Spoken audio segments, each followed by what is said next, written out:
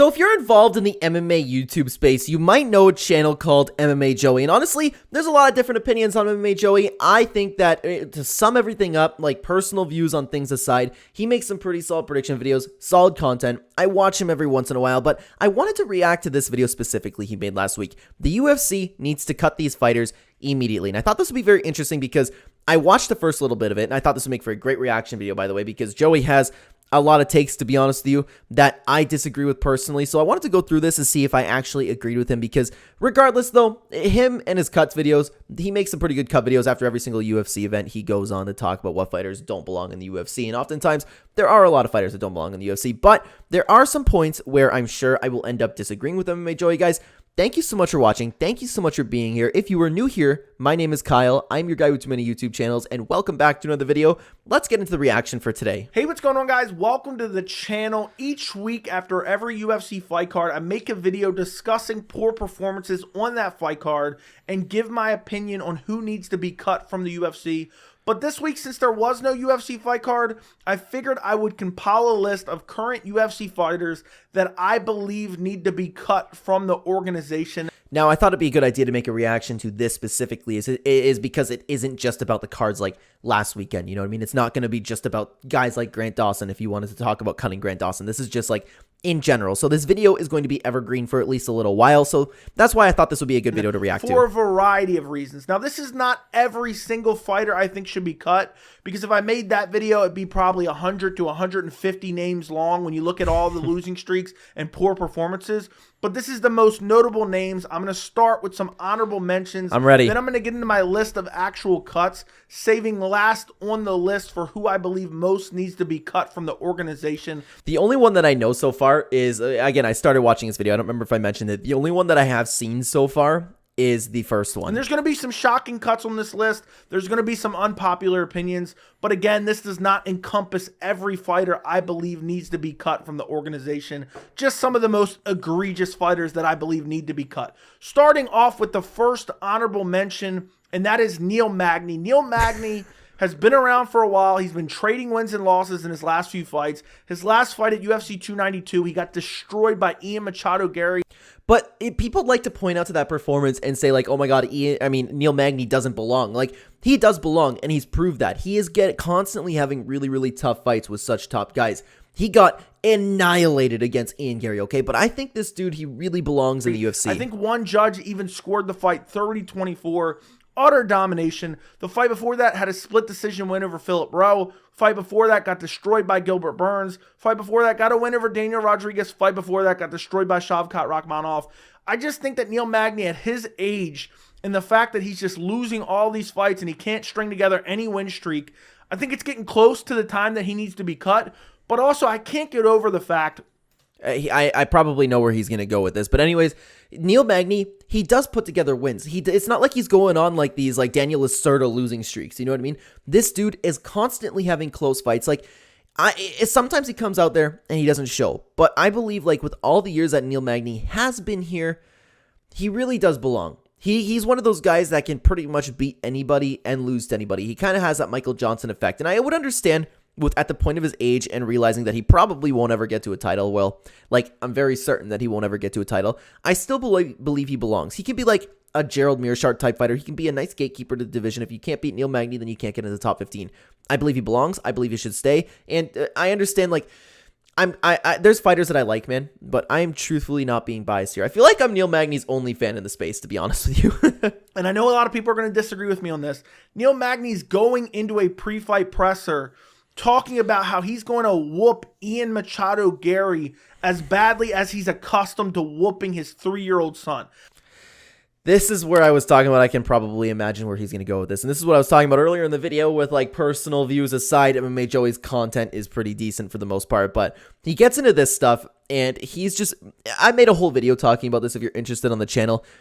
It doesn't, I can't believe what people were doing, man, just because they don't like Neil Magny and they're going around saying, oh, he's a child abuser. Oh my God, he beats his kids.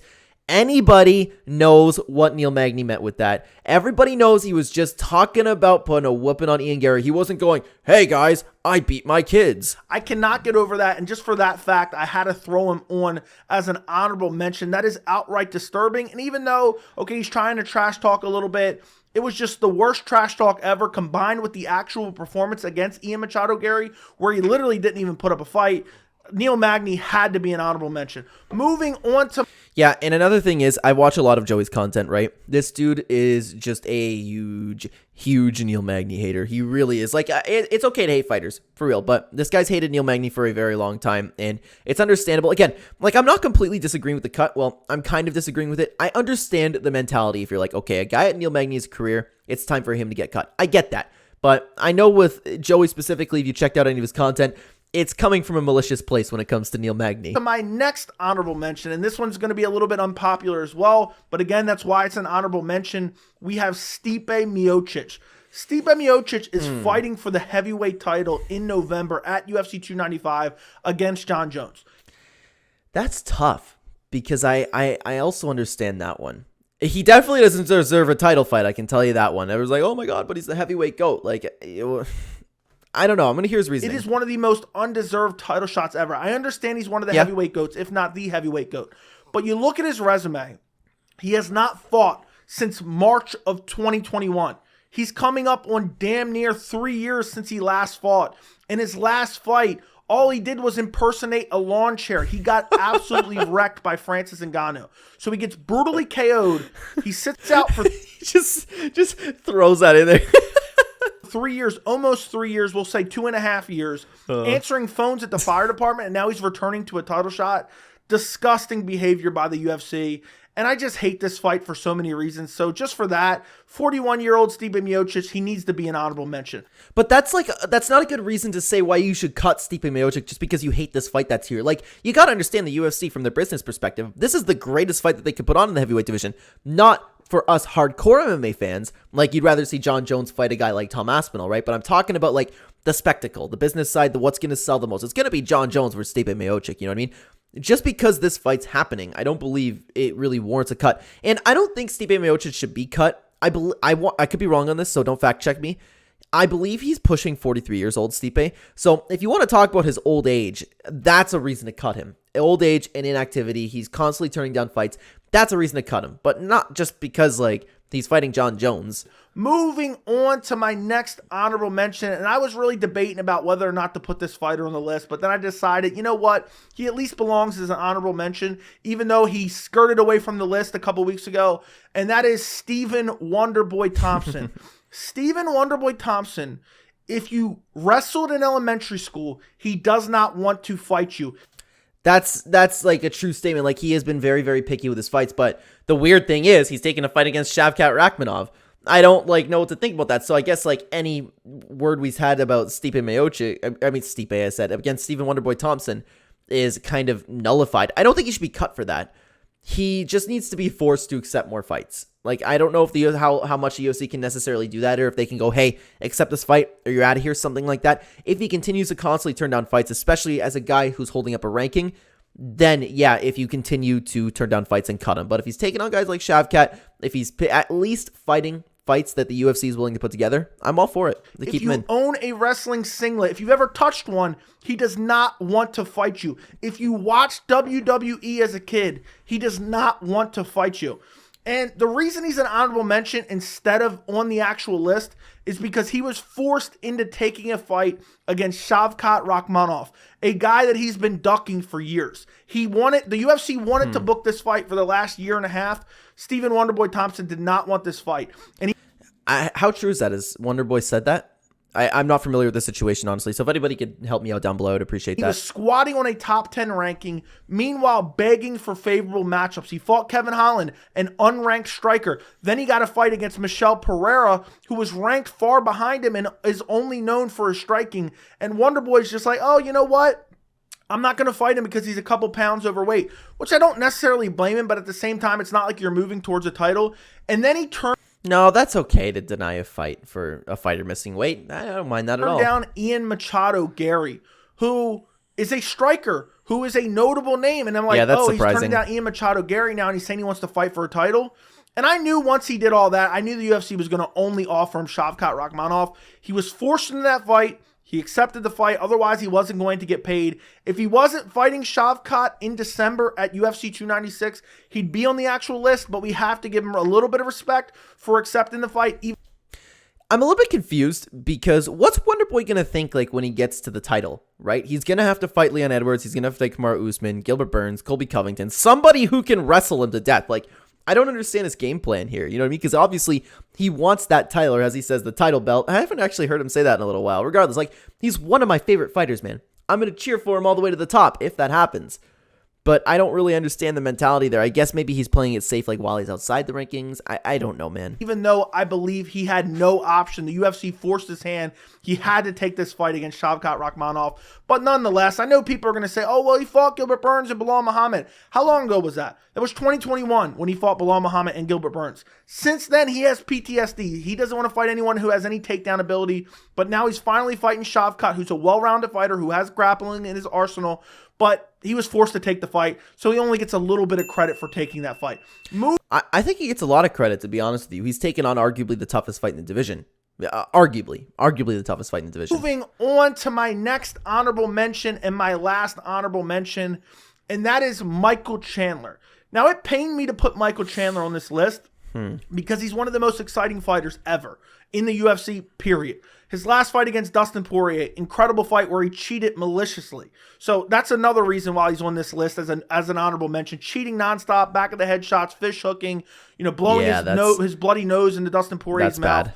Yeah, like that's not okay, and fighters need to be disciplined way more for that. And if you were to implement a rule where it's like if you do dirty tactics like that, then you're out of the UFC, then I'd be all for it. But just to like handpick Michael Chandler, I don't know, because it's already illegal. I don't know. I don't think he needs to get cut. They just need to discipline that stuff way better. Look at the fight before that. Brutally front kick KO Tony Ferguson. Fight before that, amazing fight against Justin Gaethje. All right, why do you want to cut him, Joey? Title fight against Charles Oliveira, amazing fight.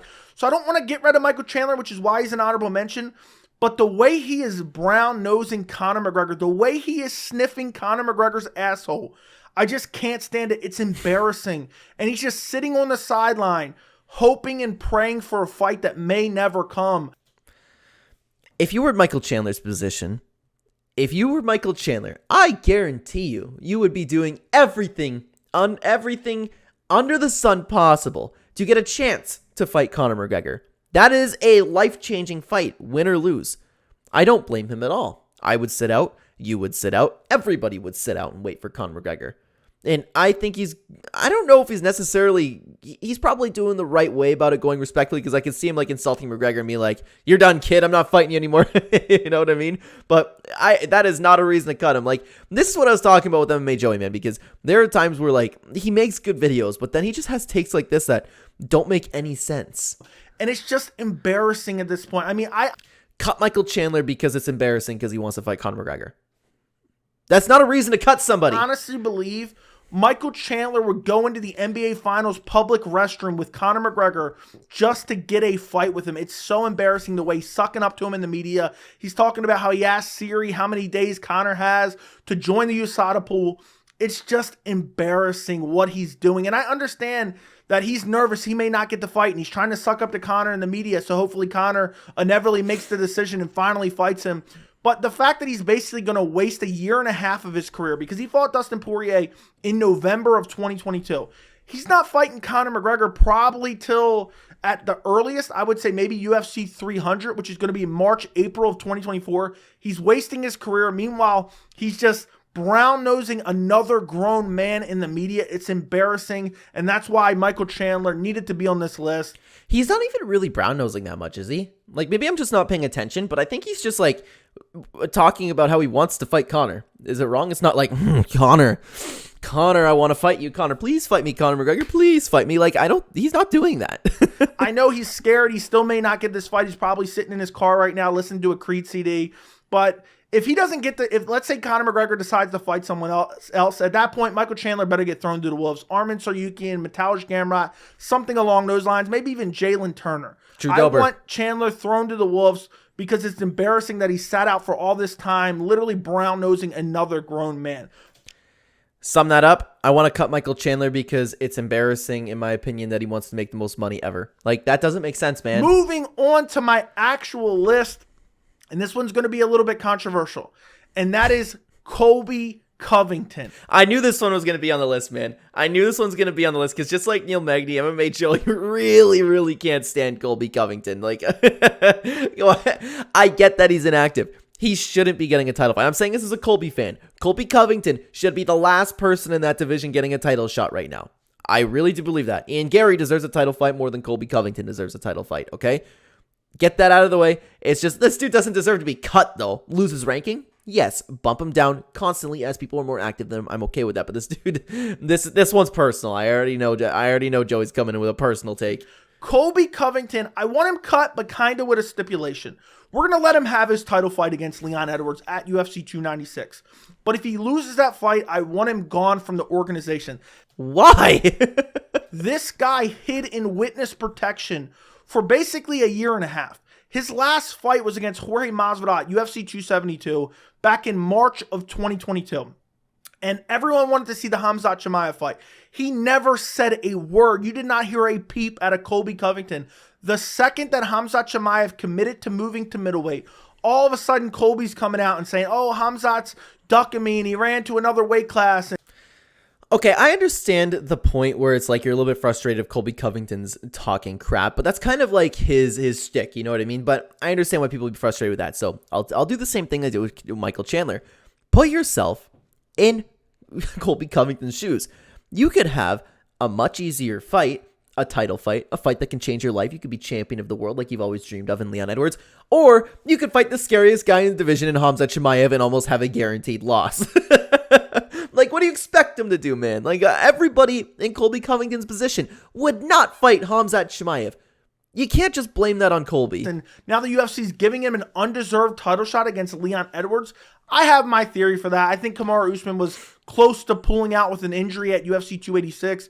Colby Covington flew in on short notice and made weight to save the card. I agree with that. Even though Usman inevitably ended up fighting, and I think that's why the UFC's giving him the title fight. Like, but that's the only thing that makes sense. This guy has sat out for so long, and he's returning to a title shot. Even though he's 2-2 in his last 4 fights, he lost 2 title fights already against Kamaru Usman, one in which he was TKO'd. And on top of that, you look at his entire UFC resume, he literally does not have a win over a current top 15 welterweight. So I'm happy the welterweight division is finally moving on. I think that just says that Colby Covington needs to fight more because he hasn't lost to these contenders. He hasn't lost these contenders, so it's a little bit tough how you want to do the rankings. If it was up to me, I'd bump him down, but I'm not upset with him being the number 1 contender. If he were to continue to be inactive, and I would have done this a long time ago if I was the OC, just bump him down the rankings a little bit, but at the time, all of his wins were against very, very solid opponents. And we're finally getting a title fight. We've been waiting forever. But if Colby Covington loses to Leon Edwards, he will have now lost his 3rd welterweight title shot.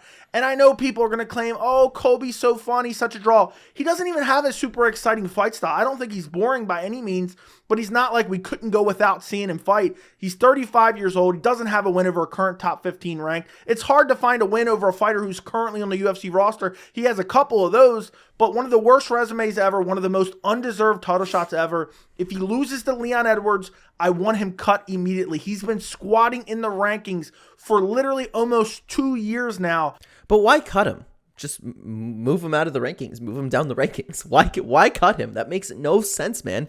And he has no business being ranked number 2 in the welterweight division, coming off a win over the dead body of Jorge Masvidal in 2022. Moving. Translation before that. Translation, I don't like Colby Covington. I want him out of the UFC. I'm sick of hearing him. Up on my list, we have another kind of high-ranked fighter, and that is Brian Ortega, who is currently ranked number 3 in the featherweight division. Again, I don't think Brian Ortega should be cut. I think it's the same thing as a Colby Covington situation. He's not fighting anybody. Move him down the rankings.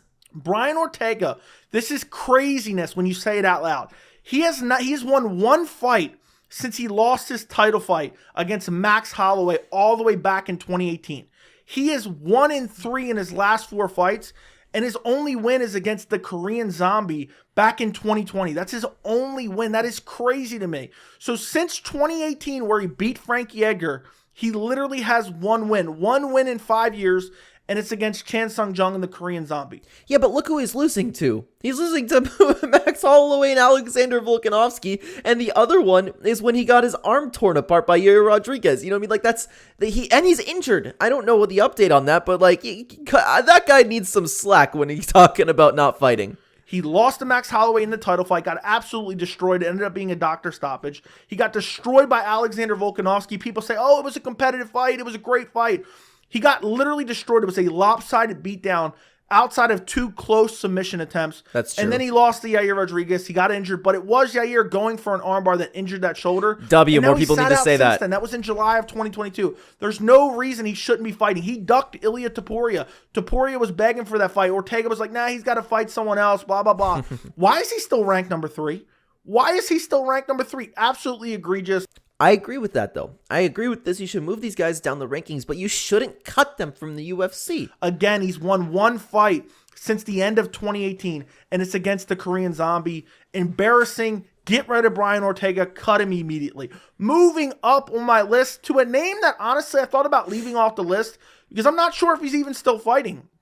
But that is Alexander Gustafsson. Alexander Gustafsson. I'll never forget your performance at UFC 165 against. I love Alexander Gustafsson, but I think I agree with Joey here. He doesn't have it anymore. He's inactive. He brings nothing to the divisions. And it's sad to see him constantly get beat now. I agree with this one. It's John Jones, but that's where you peaked. That's where you peaked. You look at his last few fights. He's on a 4-fight losing streak. Got stopped by Nikita Krylov in his last fight in 2022, July of 2022. Hasn't fought since then. Lost to Fabricio Werdum. Got armbarred by Fabricio Werdum at head. It's not just that he's losing these fights, though, and it's not that he's losing these fights against names. It's that he is a shell of his former self. He doesn't look like he belongs in the octagon anymore. Heavyweight. Before that, lost to Anthony Smith. Before that, lost to John Jones, and finally we got the rematch that everyone wanted. Alexander Gustafsson, his nickname's the Mauler. When's the last time he's mauled anyone? I mean, Glover Teixeira back in 2017. It's been 6 years since the Mauler has mauled anyone. And I know he's flirted with retirement in the past, so maybe he is officially retired, but I haven't heard that. But honestly, 4-fight losing streak has gotten destroyed and finished in quite a few of them. Hasn't looked like himself. I think it's time for Alexander Gustafsson to be cut from the UFC. I agree with that, man. I agree with it completely, and it's very sad to see because I'm a big fan of Alexander Gustafsson. I think it's a pleasure watching him strike and perform. I grew up watching him too. Love Alexander Gustafsson, but it's time. It really is sad because at one point he was looked at as one of the elite at light heavyweight, but he's 37 years old on a 4-fight losing streak. I don't want to see him fight anymore. Moving up on my list of cuts, next up is one that I talked about recently, and that is Michelle Waterson-Gomez. She's on a 4-fight losing streak. She got absolutely destroyed by Marina Rodriguez. And yeah, I agree with this one, but then I'm thinking like of all like the low-level talent like that you have, like Michelle Waterson. And I'm like, okay, why I guess pick on the one that's incredibly promotable. You know what I mean? So I don't know how I feel about this one. They need to cut a lot more fighters if they're going to cut Michelle Waterson. In that division specifically I'm talking about. Finished in the 2nd round in her fight recently, literally last week. And you know, on top of her being on a 4-fight losing streak and getting absolutely destroyed, she did one of the worst things you could imagine. She brought her young child to watch that. I'm so tired of fighters bringing their young children Joey. to literally watch them get destroyed. Anything can happen in MMA. Why are you bringing your child to watch that? Oh my God, guys. I made a video talking about it, but that didn't get too many views. I made a short that at the time of recording this video, it's heading towards 10K. And I'm getting so many comments calling me soy boy. And I need to go back to my safe space. I'm like, guys, I'm not soy. I just don't think little infants like Michelle Waterson's daughter should be exposed to their mother getting beat down. It's different. It is different from having safe spaces. It's different from being soy. It's just completely different, man. And everybody's like getting this idea that I have like the same takes as MMA Joey here, and it might even make it worse because I'm reacting to him right now. But like, I made the one thing that made me make this video was because Michelle Waterson brought her daughter, and her daughter had to watch her mother get beat up, and everyone's like, oh, the kid needs to learn what violence means. Like, no, they don't. Not yet. It's crazy to me. She's inflicting psychological pain on her young child. It's true, and they're not ready for it. There's things that kids aren't ready to see. And she just doesn't have the skills anymore. I mean, she never had the skills. She was always just overhyped because people were simping for her and thought she was attractive. She just was a decent kicker. That's it. A decent kicker. She's 37 years old now on a 4-fight losing streak. Got destroyed by Marina Rodriguez. Yeah, but Joey, you gotta understand. She wants to be the first mom champion. She wants to be an inspiration for her daughter. She wants to overcome adversity. I mean, the beating she put on her was career-altering, life-altering, and life-shortening. Marina Rodriguez really beat her badly, blooded her up, and it just makes me sick that she brought her kid to watch that. I agree. I'm absolutely disgusted by that, and for that reason, mainly, she needs to be cut from the organization. But that's not a reason to cut somebody. Moving up on my list, my next cut is Mike Mathetha. You may know him as a Blood Diamond, but he's not Blood Diamond anymore. You're not allowed to have a nickname like Blood Diamond and fight like Mike Mathetha. So his new name, and he will be referred to as Mike Mathetha from here on out. This guy is horrible. He is terrible. His skill set, his striking, everything about it is horrible. And I know he's inexperienced, but he's just not good at all. Yeah, he's just not there, and he's shown it in the UFC at this point. He's only there because he's buddies with Israel Adesanya. Like, did he get into the UFC because of that? I could be wrong. I'm having a little bit of a blank in my memory there. 3-3 overall in his pro MMA career. He's 35 years old. The fight against Charles Radke was just an abomination on both ends. It was a horribly boring fight, super low skilled fight. And overall, he's had 3 fights in the UFC. He's lost all 3 of those fights. He lost to Jeremiah Wells, got rear naked choke. Lost to Orion Kosei in his last fight, got decision. Lost to Charles Radke in his most recent fights.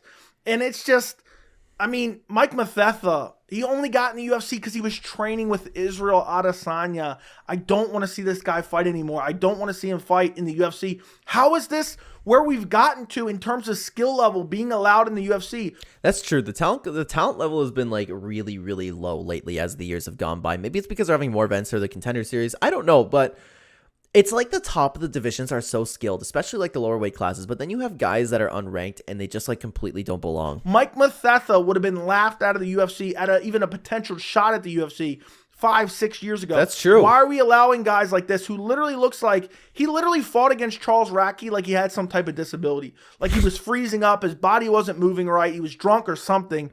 How are we letting that low of skill level fight in the best organization in the world where it's supposed to be the best versus the best? He's put on terrible performances. The only fight out of the 3 that was decent was against Jeremiah Wells, and that's only because Jeremiah Wells is running around the side of the cage and tripping over himself before finding a finish. But outside of that, he doesn't belong in the UFC. He doesn't belong to call himself Blood Diamond. Mike Mathetha needs to be cut from the organization immediately. This one I actually agree with. Moving up on my list, and this is one that actually kind of pains me to do, and I've talked about this kind of fairly recently as well. That is Chris Weidman. Chris Weidman, former middleweight champion, who is currently 39 years old, knocking on the door of 40 years old.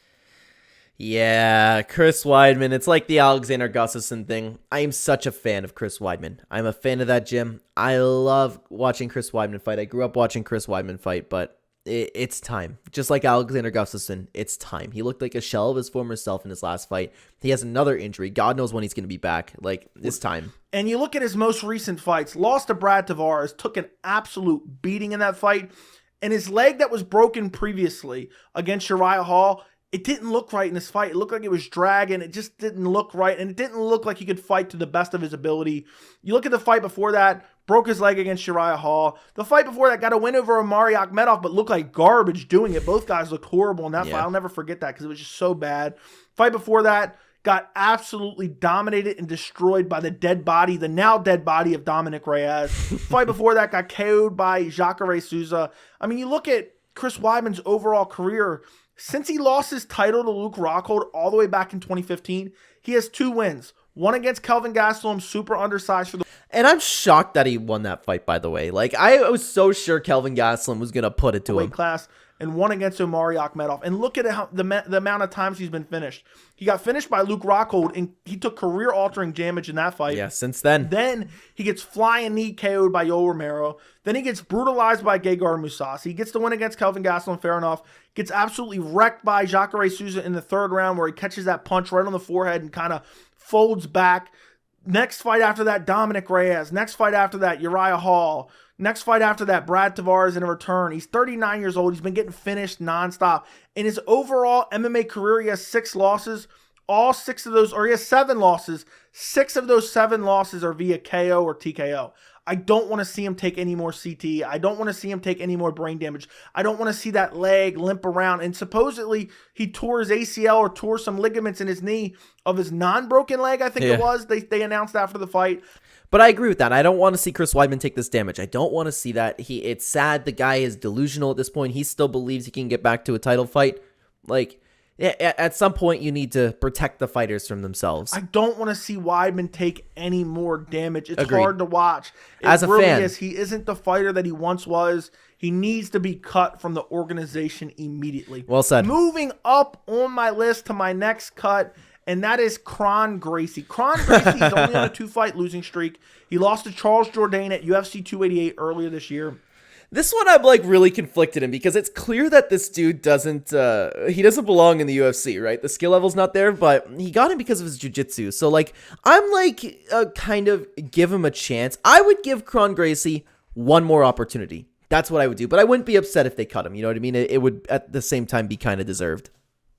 But the level of butt scooting I saw in that fight, he needed to be on this list. I mean, the fact that he's dragging his ass on the canvas like a dog itches their ass on the carpet was so embarrassing. Now, this I actually agree with, and a lot of MMA fans have this take because they typically just want to see a striking match. Even those people who do like to see jiu-jitsu matches, though, they really, really hate it when people pull guard. They really, really hate it when people are on the ground and are like, come to the ground with me. I want you to come to the ground. They like scoot towards you a little bit. I don't see an issue with that, especially like if you're a guy like Gracie and all you have is jiu-jitsu, why not? But Gracie took it to like a new level. You know what I mean? So, but you hear this argument where it's like, I don't want to watch this guy fight if he does like a little bit of butt scooting. You know what I mean? So I kind of get where they're coming from, but at the same time, the fighters that just do that, like, I don't think that they should be cut just because of that. But Gracie, again, has taken it to like a little bit of a new level. And he's only gotten in the UFC based on his name. His last name is Gracie. That's the only reason they gave him an opportunity. He's a specialist, a jiu-jitsu specialist.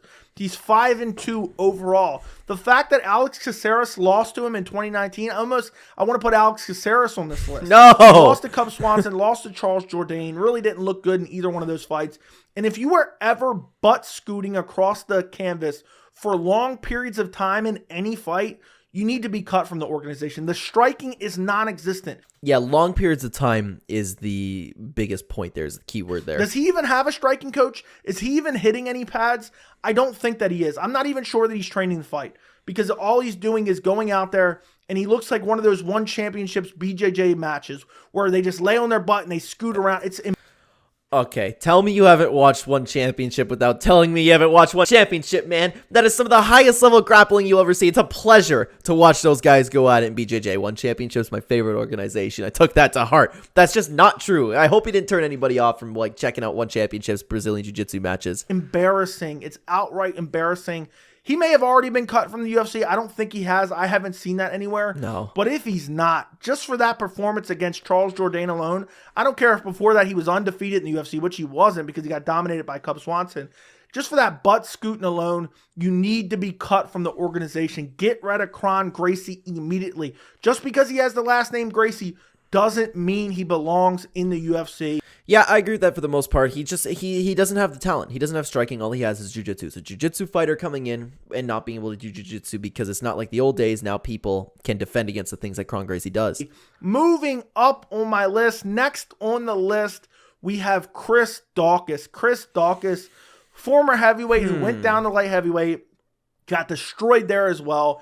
You look at his last few fights, 4 losses, all 4 of them by KO or TKO. I wouldn't be upset about this one. I would give him one more fight personally because like they put him through Murderer's Row. I'd give him one more fight, but if they cut him, it would be deserved in my opinion. He quit his job as a full-time police officer because he decided, you know what, I'm going to be a full-time fighter. I'm going to dedicate my life to fighting. And then after that, gets absolutely wrecked by Derek Lewis. After that, gets absolutely wrecked by Curtis Blades. After that, gets absolutely wrecked by Jairzinho Rosenstrike. After that, now he says, oh, you know what? Maybe I made the wrong decision. I'm fighting at heavyweight. I need to fight at light heavyweight. Moves down to light heavyweight, gets wrecked by Khalil Roundtree. Is it me or I feel like he could move down to middleweight, like Jared Cannonier? Honestly, like he still looks like he has some stuff he could He lose. needs to go get his job back. He needs to call the fire department where Steve A works, maybe ask him for a job there. I don't want to see him fight anymore. The level of CTE that he's absorbed over the last 2 years, it's irreversible. I mean, the fact that he's just getting KO'd fight after fight after fight. At this point, I'd be shocked to see him not get KO'd. And you look at his overall career, he has 6 losses by KO or TKO. 4 of those are in the first round. He has no chin. He has a glass chin. He's taken so much damage. I really don't want to see him fight anymore. He's only 34 years old. Yeah, you know what? I completely agree with what Joey's saying here, but like just because of the talent level that he's been put through, the hardest hitters that he's been put through, I would give him one more opportunity if it were up to me. But again, like I'd have no problem with this fighter being cut. So at one point in time, people were acting like he had some potential in the heavyweight division just because he was kind of a little bit faster than some of the slower heavyweights. Remember that? 12-7 overall pro MMA record.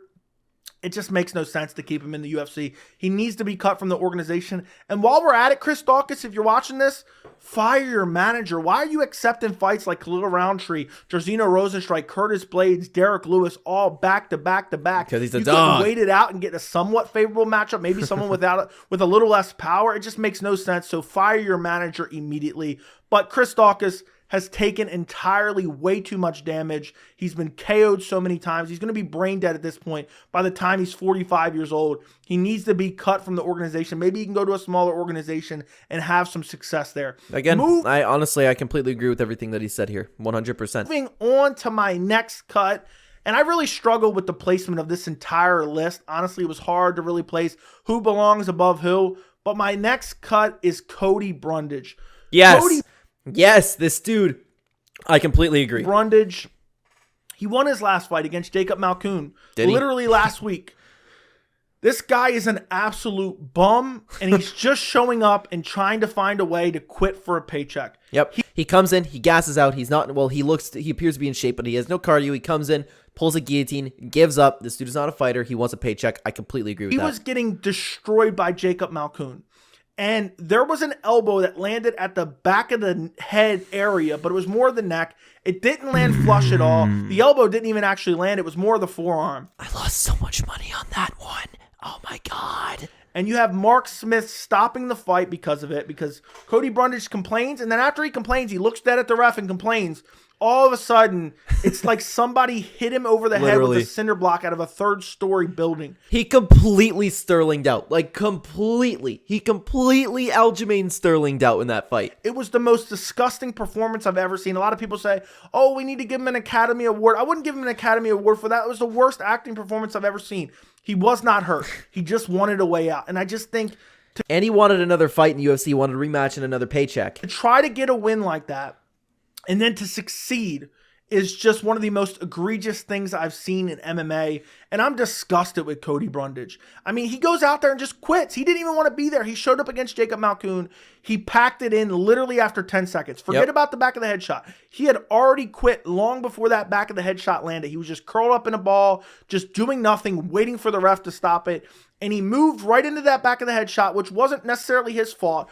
But it wasn't necessarily Jacob Malkoun's fault either. I understand he's supposed to be in control of his own weapons.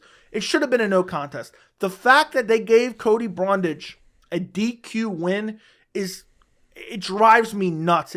Wow, look at Joey coming in like around the 20-minute mark of this video with these W's, starting off the video with these horrible takes and cutting like fighters that shouldn't be cut and ridiculous takes. But now he's on to something. Let's see if he continues. I'm sure it won't last long. Absolutely drives me nuts. And then you look at his recent performances again. Before that, Cedriquez Dumas. He goes out there, loses to Cedriquez Dumas. But fight before that, I'm gonna pull a guillotine and just do nothing for the entire round and collect my paycheck. Pulling guillotines against Rodolfo Vieira, loses that fight, gets submitted there. A fight before that, Mikel Olashechek loses there, gets finished there. So literally, you're talking about he should be on a 4-fight losing streak. Cody Brundage is a literal bum. I never want to see him fight in the organization ever again. Dude milked a back of the head shot that didn't even really land. He wasn't hurt at all. And he's literally acting like he got hit by a car. So embarrassing. His family should disown him. You know, his wife, if he has a wife or girlfriend or fiance, they need to break up with him or divorce him. And honestly, he needs to go into witness protection and change his name, because that was some of the most embarrassing performances I've ever seen in his last few fights. Cody Brundage needs to be cut from the organization I completely agree with all that, but I don't know if he necessarily deserves to lose his family and his wife, but I agree with that. Moving up on my list, talk about embarrassing performances. Next up, we have Chelsea Chandler. Chelsea Chandler's only... He's on a roll, man. He's on a roll. He's getting them right now. I agree with this. But again, if you're going to start doing that, you need to cut more fighters in the division because there's so many fighters in that division like Chelsea Chandler. On a one-fight losing streak. She only lost her last fight against Norma Dumont. The way she got hit and turned her back and sprinted away like she was running for her life until she ran face first into the cage, it may have been the most embarrassing moment I've ever seen in MMA. You know what? That is the most fun I've had watching that division in a little while. So I say keep Chelsea Chandler. Like, it's so funny watching that. I mean, honestly, what Chelsea Chandler did in that fight made Cody Brundage not that embarrassing, to be honest. Now I'm thinking of Cody Brundage. Maybe I'm too hard on him. I mean, when you have Chelsea Chandler, what she did in the cage making me feel like, am I being too hard on Cody Brundage? This was embarrassing. How could she even look at herself in the mirror after this? She turned her back completely to her opponent and sprinted. Her hands were moving like this until she ran face forward into the cage. It's just so funny to me. It's so funny because we've never seen anything like that. And the screenshot of her doing this too, like, I love it. That cage wasn't there. Who knows where she would be now? She'd be in another state. I really don't know where she would be. It was embarrassing. And the fact that she lost that fight, Somebody needs to meme that. Somebody needs to meme just her constantly doing this and like traveling the world. She got basically dominated in that fight. The fact that she did that, I mean, I've never seen anyone do that ever. I mean, the closest we got was CJ Vergara, who did that previous to her, but at least he was running in circles. He wasn't running in a straight line like, I got to get out of here, It was like someone yelled fire. She was trying to get out. She thought the building was on fire. This was one of the most embarrassing physical acts I've ever seen in the cage in my entire life. It's true. It was so bad. She needs to be cut from the UFC. But I disagree. Keep her because that made the division interesting at least. I don't ever want to see her fight again. All I'm going to think about, they better show that in their highlight package. When they're previewing the fight, they need to throw that in the highlight package immediately because that was one of the most embarrassing things I've ever seen. And she needs to be reminded of it every time she fights. Moving up on my list.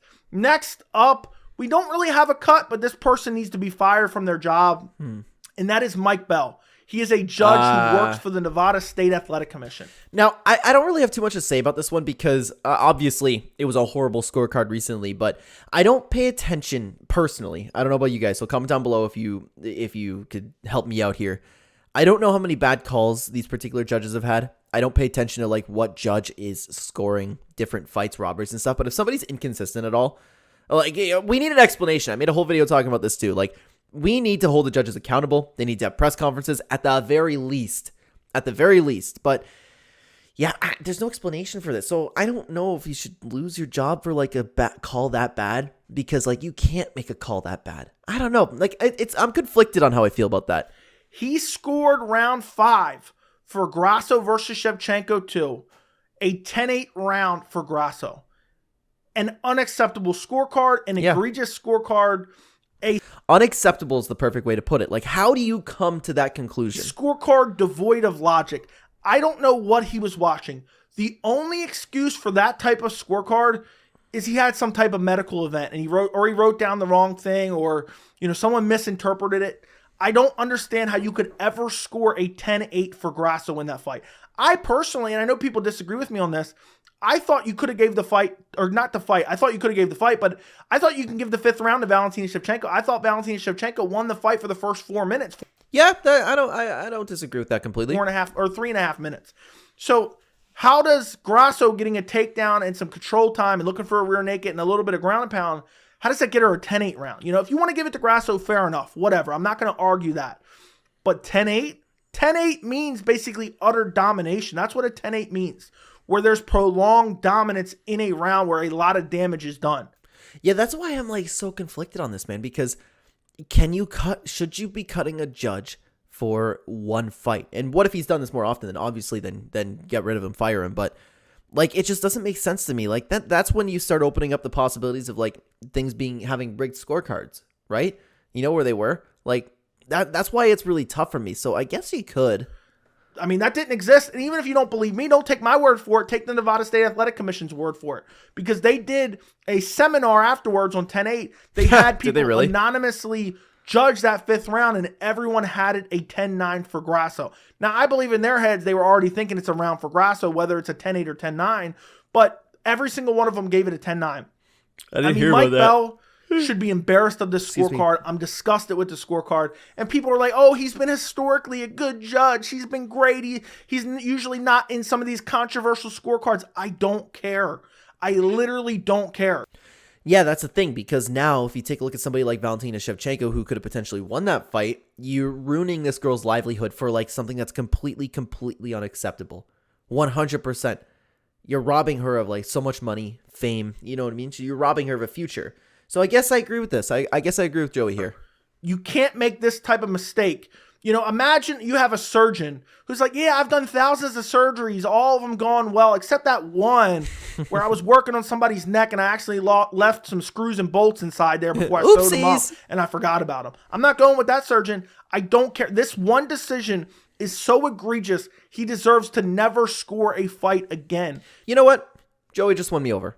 I agree with this. Give him the job. Give him the fight. He can just use the little clapper. He can do the 10-second clapper. That's all he's good for. I don't trust him to make any other decisions. Honestly, I would have someone babysitting him while he hit the 10-second clapper as well. He should never score another fight again. That is a horrific scorecard. 10-8, 5th round for Grasso. I don't even know how he came to that conclusion. Absolutely disgusting scorecard. And I don't remember any other scorecards that he had that were bad over the past few years. But that's the only one I need to know, because that is horrible decision-making. I don't know what Mike Bell was watching in the Grasso versus Shevchenko fight. Yeah, I agree with that. There's absolutely no excuses for what happened. Moving up on my list, again, this is not even a cut per se, but the UFC needs to cut the entire commentary team of Joe Rogan, Michael Bisping, and Dominic Cruz. I disagree with this. And again, I made a whole video talking about this stuff. Do they have their different little problems? Yes. Especially Dominic Cruz. It was like when I fought Henry Cejudo, and you need to allow the fighters to have these opportunities to be a warrior. I think that people really, first of all, Cruz needs to fix that, by the way. But other than that, people like to focus on that, and every once in a while you hear this type of stuff from Dominic Cruz. They focus so hard on that, but what about like all the knowledge and the great commentary that he does bring? And that is the vast majority of the time. You're here 95% of the time plus. You're hearing Dominic Cruz add to the commentary. I think people just blow this whole thing about the commentators being bad out of proportion completely. Do they have their moments? Yes, but it is just so over-exaggerated, the people that talk about this. I could go on for days about this. Joe Rogan is now a casual. Joe Rogan just shows up. He doesn't know what weight class fighters are in, and all he does is play it up for the camera. Oh, let me lean back and grab one to whoever's commentating with me and make... I was thinking about making a video on this specifically because people talk about like that's all that Joe Rogan cares about. Joe Rogan just wants to be on camera and make big eyes. Like, Joe Rogan can be on camera. Joe Rogan, no matter what he does, has millions and millions of eyes on him. I don't think he's coming to UFC events just to do this. Like, he might be high. He just might be excited. He might be a little tipsy. Who knows, right? I think that's more likely to happen. Plus, he's a fight fan. He enjoys to see what happens. I think it's natural. I really do. But people are so convinced that Joe Rogan just comes there to specifically get reactions. Joe Rogan can react to anything in his own studio on his phone. It would go viral. He doesn't need to go there just to do that. Make it seem like my eyes are bulging out of my head and give the most extreme reaction. Then half the time, he's not even talking about what's going on. He's having some weird side conversation with Daniel Cormier. And I think Daniel Cormier is a little bit better when he's not with Rogan. And I understand that people are frustrated with this, to be honest with you, but I think it adds to the commentary. It's bringing their personalities in. That's why I watch Joe Rogan's Fight Companions every once in a while. You know what I mean? So I don't mind like little conversations that they have. I like when they're laughing, like they're talking about Daniel Cormier eating popcorn. You know what I mean? Like, it's not like that's all that they talk about. Sometimes they drift off, and I find it funny sometimes, especially with Michael Bisping. It's just Rogan doesn't even know what's going on anymore, and he comes in with preconceived narratives, and no matter what he sees, he can't deviate from that narrative. If you want to talk about, like, for example, like a lot of things some people often talk about in this type of situation is the Israel Adesanya Jan Blachowicz fight, where everybody was just completely riding Israel Adesanya, right? I believe that's not necessarily like Joe Rogan's opinion. I think that's the UFC's opinion. Like they're saying, okay, we need to hype up Israel Adesanya. I believe that the judges, like they talk about, like the judges give it to Israel Adesanya if you can. So I think the commentators get in on that, and they're kind of a little bit forced to hype up certain fighters. You know, he came in thinking Adesanya is definitely going to beat Jan Blachowicz, and then all he did was talk about Adesanya's feints the entire There we fight. go. It's just Joe Rogan's time has passed. And I know people are going to say, how dare you say that about Joe Rogan? If you compare Joe Rogan now of 2023 to Joe Rogan of like 2016, 2015, it's not even comparable. Joe Rogan, there used to be a day where I used to be sad when Rogan wasn't on the card.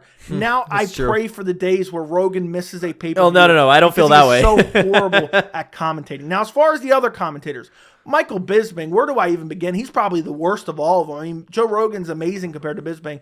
Bisping doesn't know what he's watching. He doesn't know how to judge a fight. He doesn't know the rules. But guys, like, that's not true.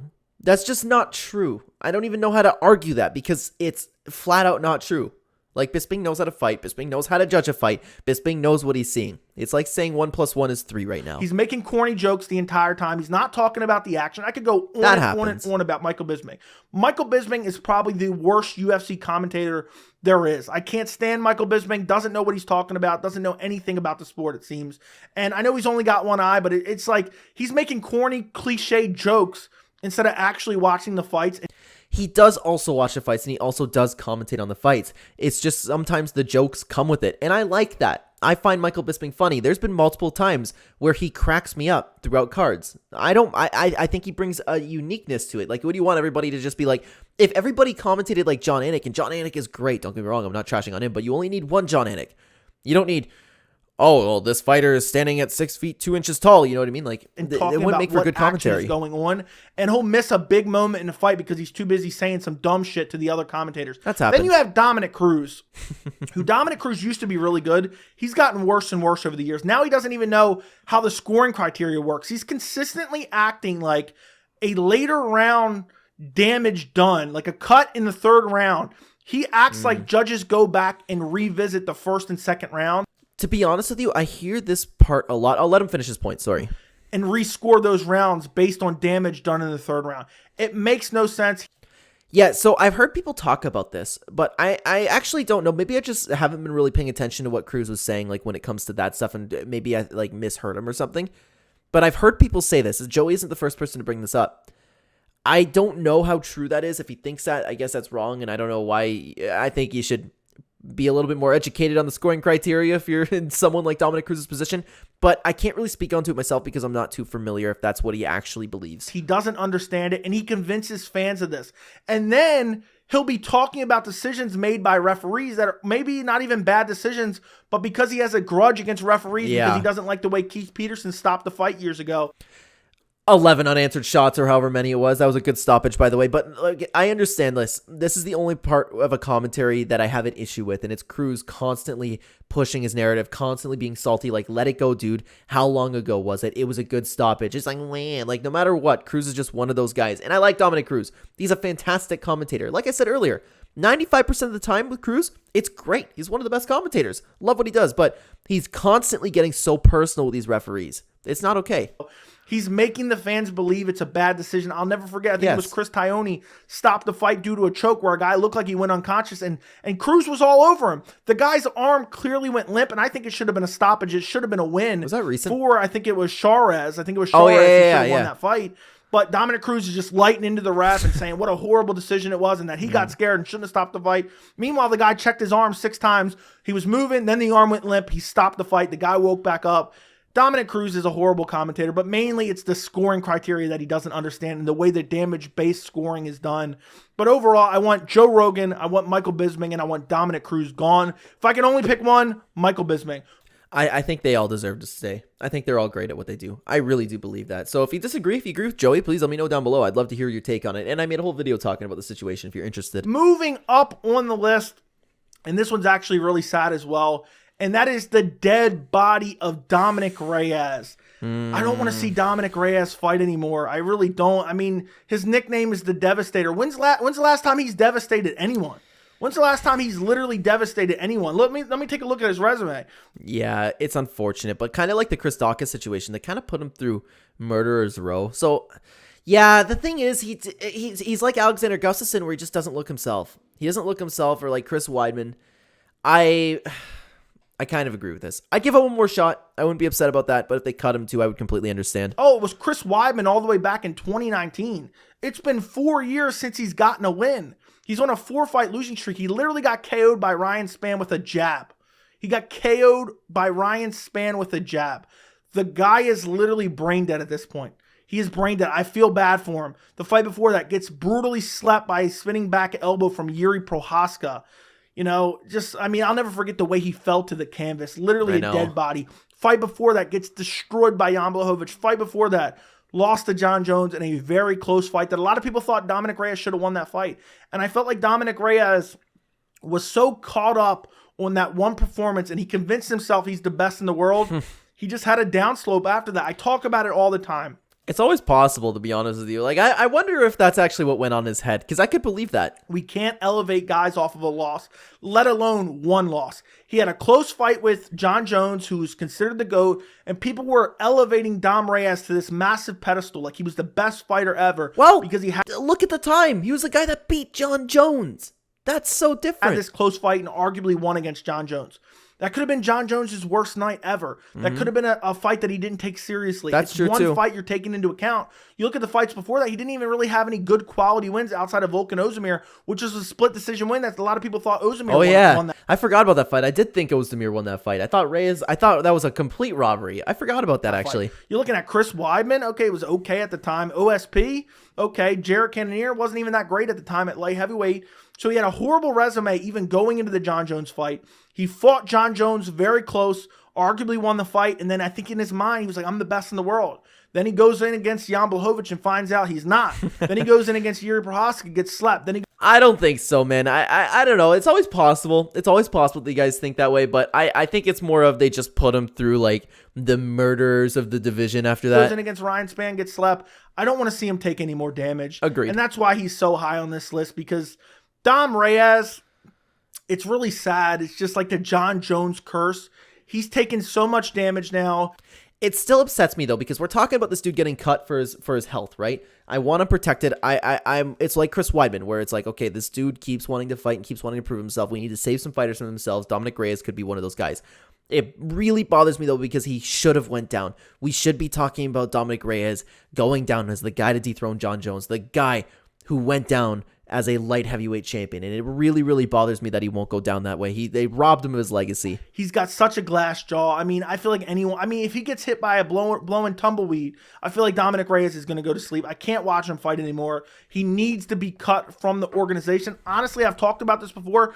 If the UFC isn't going to cut him, and let's say Alexander Gustafsson is still fighting, book Dom Reyes versus Alexander Gustafsson. Loser leaves town, winner. No, just have a retirement fight for both of them. That would be like one of the most respectful ends to anything ever. Like UFC 300 prelims.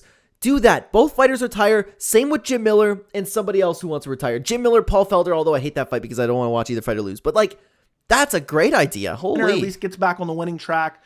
But honestly, I don't want to see either one of those guys fight ever again. No, have them both retire. Is done. He is a dead body. Moving up on my list, this is actually my second to last cut on my list. This is going to be a super long video. But the next cut is UFC referee Mark Smith, who is technically a referee for the Nevada State Athletic Commission. Mark Smith, what drives me nuts is people act like he's a good ref. He is an atrocious ref, whether it be late stoppages, whether it be early stoppages, whether it be dealing with the actual rule set.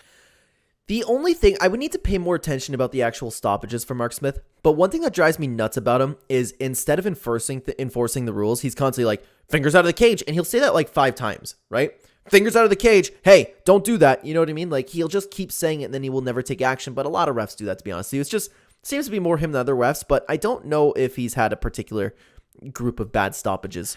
This guy, and I have to make a reffing video in the next month or two. I don't understand these refs, and in particular, Mark Smith is one of the, one of the refs that does this the most. Is your job to enforce the rules, or is your job just to shout the rules at the fighters for the entirety of the fight? Because Mark Smith, he'll watch fouls being committed.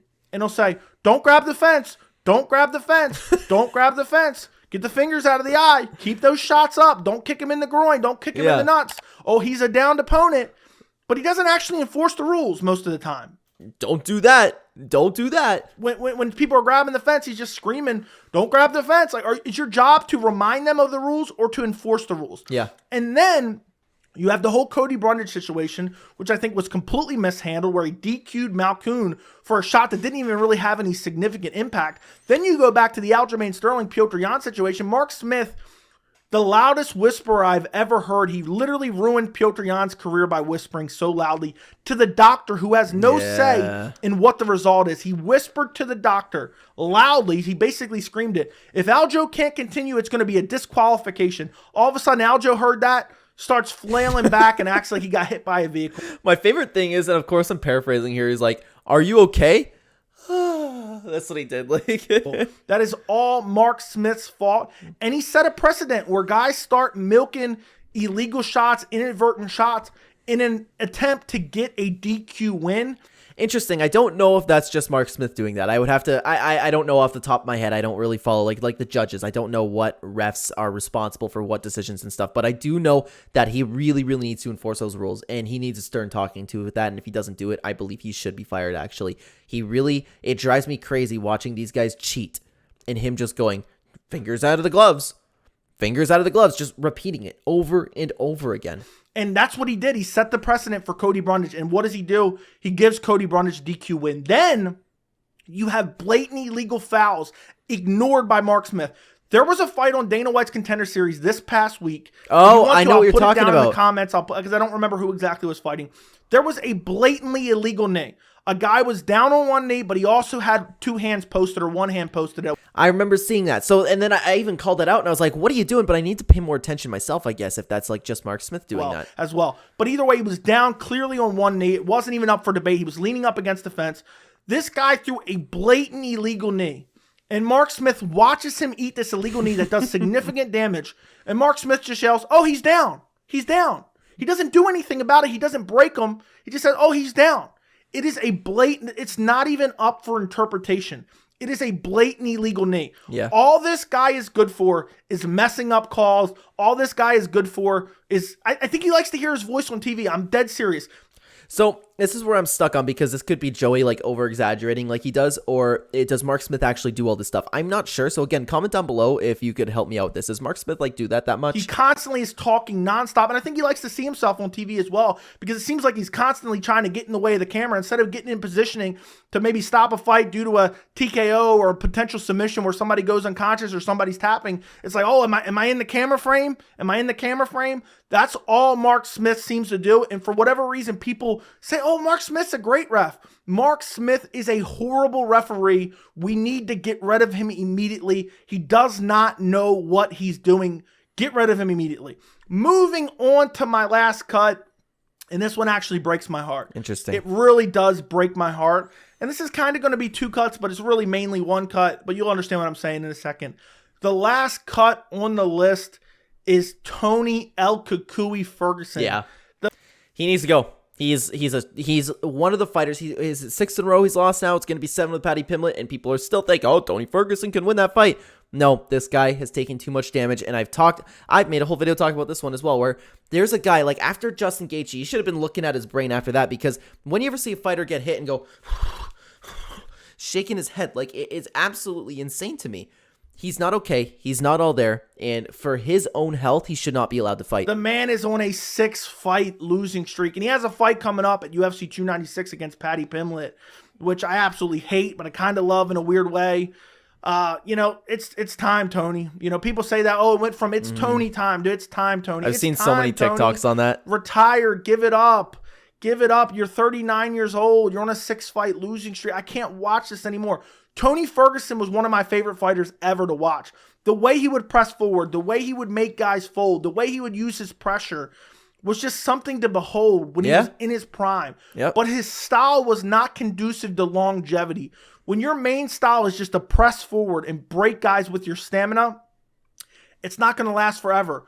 There was skill there too, but he did take way too much damage. Because Tony relied on his durability a little bit too much. And you look at his overall losing streak, got absolutely destroyed by Justin Gaethje, lost to Charles Oliveira, got dominated there, got dominated by Beneil Dariush, was winning against Michael Chandler, but then got his head punted off in the second round, which I really think changed him. Then lost to Nate Diaz in a fight where he looked, I mean, that was the fight where he really became a dead body. Tony Ferguson is a dead body. Then he fights Bobby Green, looks good in the first round, looks okay in the first round, gets arm triangled in the third round. I just can't watch this anymore. I can't subject myself to this anymore. Yeah, it's not okay. Fighters need to be protected from themselves sometimes, and Tony Ferguson is one of those guys. I can't believe he wants to box after this. 6-fight losing streak, and he's still not cut. And I'm really worried. What really disgusts me about Tony Ferguson, I'm worried about a Chris Benoit situation. And I made an entire video, the rise and fall of Tony Ferguson. I'll put that down in the description if you guys want to go check that out. But I'm really worried. Like, Tony doesn't seem like he wants to hang it up ever. Like he's talking about matching his 12-fight win streak with a 12-fight losing streak.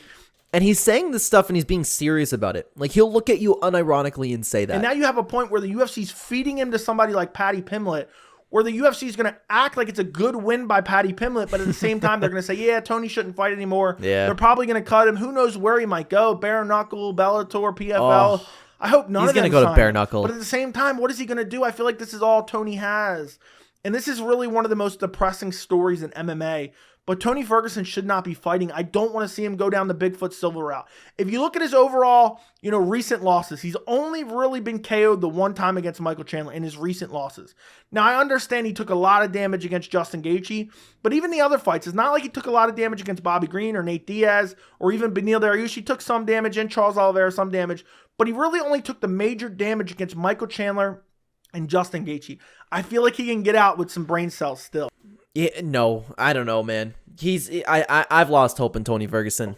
But I feel like he's just not going to. And I hope the UFC, I don't know what I want the UFC to do. They need to cut him, but I don't want him to go anywhere else. Can they pay him to do a different job? Like, have him sign autographs, be a brand ambassador. I don't know, catch people at Power Slap. At this point, catch people at Power Slap. No, at this point, Tony's like, I will sign up for Power Slap. I just don't want to see Tony fight anymore. It's really sad to see the boogeyman of the lightweight division literally slowly transform into one of the worst fighters on the roster. Yep. I hope he beats Paddy Pimblett.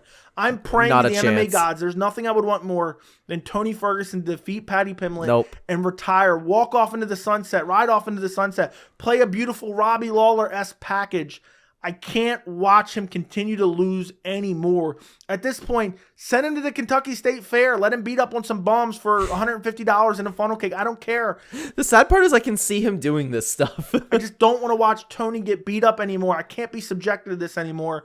And also, cut Tony Ferguson's manager. I'm not 100% sure whose management group is. I looked it up. It's his Ballingy management group. I know at one point he was with Paradigm Sports Management.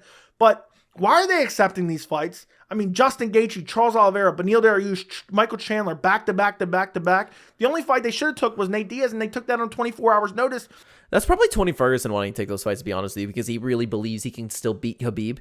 Like, he still believes he can beat Islam Makhachev. And they took a 3-week notice fight with Li Jingliang, who he would have got brutally KO'd against. So I don't know what his management group is doing. I guess the Paddy Pimblett fight is at least a winnable fight. But at the same time, he needs to get rid of his management group. Find a new manager who's going to talk to him and say, you know what, Tony, let's get you some other gigs. Let's find you something to work for the UFC. I can't watch Tony Ferguson fight anymore. It is breaking my heart. So that is my entire list of cuts. Honestly, it could have been a mile longer, but I think it ended up being about 20 cuts. Let me know who I missed. Who were some of the most egregious cuts that should have been on this list? But this is pretty much the end of the video, I guess, eh? Very, very interesting list of cuts, because the video started off and I'm like, come on, man, what are you doing? And then there's stuff like the commentary team, like, no, don't get rid of those guys. And I think, like, I guess, like, is there something wrong with wanting somebody to get cut and having, like, a personal feelings towards it, and that's the entire reason? I guess so. Because I can look at things objectively of fighters I don't like and think that they deserve there's a spot in the UFC they belong, you know what I mean? But very, very interesting. Guys, let me know if you'd like to see more reaction content from the channel. I know, like, most people on the channel at the moment have been watching the full card breakdowns and stuff, but it's been very nice of you that any of you have been checking out the other content. I pay attention to the comments. It is very, very nice to see. So Are there any fighters in particular that you believe should be cut? Because honestly, Cody Brundage was one guy who did come to mind, so again, like, I'd have to really sit down and think about it. Maybe I can make my own video sometime. But guys, let me know if you'd like to see more reaction content like this, and thank you so much for watching the video. If you'd like to continue watching the Clenbat channel, there'll be 2 videos on screen for you to check out. I will see you either there or in the next video, guys. Take care.